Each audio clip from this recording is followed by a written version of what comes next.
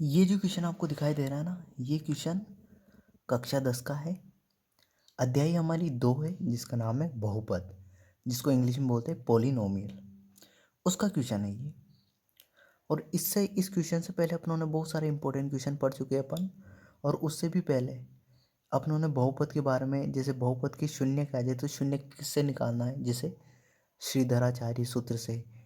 शून्यकों का योग क्या होता है, तो वो होता है -b/a। शून्यकों का गुणनफल क्या होता है, तो c/a होता है। और मैंने आपको बताया था कि यदि शून्यकों का योग और शून्यकों का गुणनफल दिया हुआ है तो बहुपद कैसे निकालेंगे, तो उसका सूत्र था x² माइनस शून्यकों का योग, फिर उससे मल्टीप्लाई में था x प्लस का चिन्ह, शून्यकों का गुणनफल। तो ये तीनों सूत्र आपको ध्यान रखने इंपॉर्टेंट है। अब इस क्वेश्चन पे आते हैं अपन। ये अध्याय 2 का है बहुपद, और जिसको पॉलिनोमियल बोलते हैं। अब देखो क्वेश्चन सोल्व करते हैं अपन। देखो क्वेश्चन क्या है, यदि बहुपद 2x² प्लस x प्लस के, ये के है, का एक शून्य 3 है।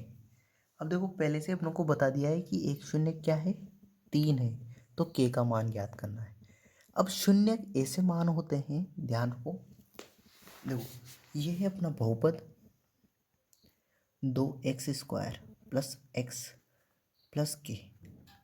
अब देखो ये द्विघात बहुपद है। ये बहुपद क्या है, द्विघात। द्विघात बहुपद क्यों है, क्योंकि इसमें चर पद क्या है, x है, और x की अधिकतम घात कितनी है, 2।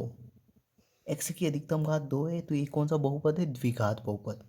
और जो द्विघात बहुपद होता है उसके कितने शून्य का आते हैं, 2 शून्य का आते हैं। द्विघात बहुपद के शून्य कितने होते हैं, द्विघात बहुपद, ठीक है, इसके शून्य को होते हैं 2। कितने शून्य को होते हैं, 2, जिसमें से एक शून्य तो अपनों को पहले से दिया हुआ है 3। ठीक है। अब शून्य क्या होते हैं, शून्य ऐसे मान होते हैं कि उस समीकरण में रखेंगे ना अपन, तो उस पूरी समीकरण या उस बहुपद, बेसिकली समीकरण तो पढ़ ही नहीं रहे अपन, तो उस बहुपद में रखेंगे ना, तो उस बहुपद का पूरे का मान किसके बराबर हो जाता है, 0 के बराबर। तो यदि मैं इस 3 को इस x की जगह रखूं तो ये पूरा बहुपद किसके बराबर हो जाएगा, 0 के। तो शून्य के ऐसे मान होते हैं जिसे बहुपद में रखने पर पूरा बहुपद किसके बराबर हो जाता है, 0 के बराबर। तो मैं कुछ नहीं करूँगा, इस शून्य 3 है ना, इसको x की जगह रखूँगा। तो मैंने x बराबर 3 रखा, तो ये पूरा बहुपद किसके बराबर हो जाएगा, 0 के। तो मैं रख भी देता हूँ, जैसे 2x² प्लस x प्लस के। अब मैं इस 3 रखूँगा तो ये किसके बराबर हो जाएगा, 0 के। तो देखो मैं रखूँगा तो ये 0 के बराबर कर दिया मैंने। अब रख रहा हूँ मैं 2x की जगह क्या रखूँगा, 3। तो यहाँ 3 का स्क्वायर प्लस x की जगह कितना रखा, 3, प्लस का चिन्ह और ये के बराबर 0। अब देखो 3 का स्क्वायर कितना होता है, 3 का स्क्वायर का मतलब होता है 3 कितनी बार गुणा है, 2 बार।